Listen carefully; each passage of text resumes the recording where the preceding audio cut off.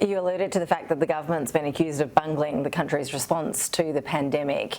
How would you describe the leadership in particular of the president on this issue?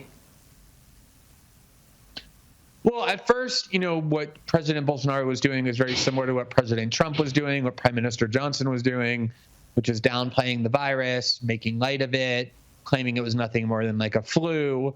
And unlike pretty much every leader in the world who began by doing that and quickly realized that that was reckless and irresponsible, especially Boris Johnson when he almost died from it after he contracted the virus, and even President Trump, who, to his credit, got these vaccines ready and available and a plan to distribute them around the world, around the country, President Bolsonaro continues to be in denial, saying there's no reason to even have the vaccine, it's not worth the money to buy it, encouraging people to continue to leave their houses, even with this variant spreading. He's mocked it. He's made light of it. He said, everyone's going to die eventually. We can't shut down the economy. That's just been his attitude from the start, and it's never really changed. He's gone through 4 health ministers, 4 in the last year, because each one has been increasingly unwilling to stay on board with his deceitful messaging. And so it's just created chaos on top of this kind of deliberate indifference on the part of the government.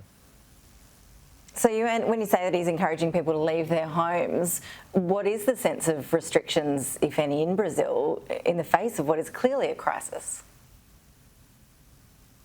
Well, one of the things that has happened is that the state governments ended up being at war with the federal government. Even right-wing governors who had been allies with President Bolsonaro looked around and saw the severity of the pandemic and started imposing serious lockdowns and quarantines. The problem is that where you have a country where so much of the population is in desperate poverty, you can only lock down for so long if you don't continue to pay them monthly payments to stay at home. And those payments have now expired.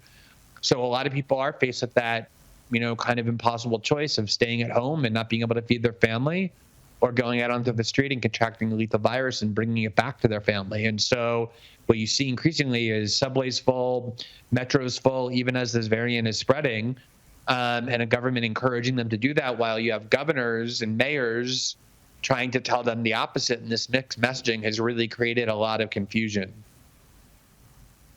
Yeah, it certainly sounds like a clear failure of leadership on that national level. I know your book, Securing Democracy, chronicles how you exposed Bolsonaro and others for colluding with the courts to send opponents to prison, helping Bolsonaro win the presidency.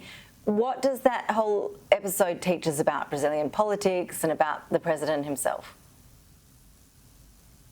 Well, even before the pandemic, there was obviously serious political concerns once Bolsonaro was elected, because he's somebody who has spent the last 30 years as a congressman explicitly arguing that Brazil was better off under the military dictatorship that ruled Brazil from 1964, when there was a military coup engineered by the CIA with right-wing Brazilian generals, until 1985, when Brazil redemocratized.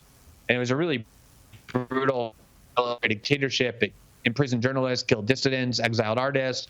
There were no civic rights of any kind. And when you have a president ushered in to power on an explicit pledge to bring back those repressive measures, there's obviously a lot of concern. And our reporting that we began doing about 4 or 5 months after he was inaugurated kind of ran headlong into those promises about whether Brazil was going to continue to be a democratic country that protected basic guarantees under the Constitution.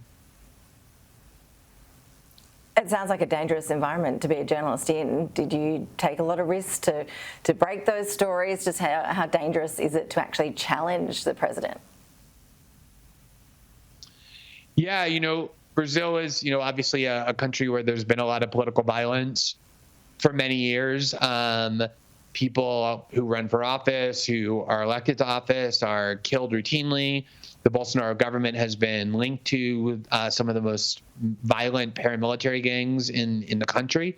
And our reporting was aimed at one of the most important ministers in the Bolsonaro government, this former judge who actually sentenced former President Lula da Silva to prison as he was getting ready to run in 2018 against Bolsonaro. And that conviction resulted in barring him from the race. And so this reporting became very destabilizing to the government. We were deluged with death threats whenever I went and made public appearances.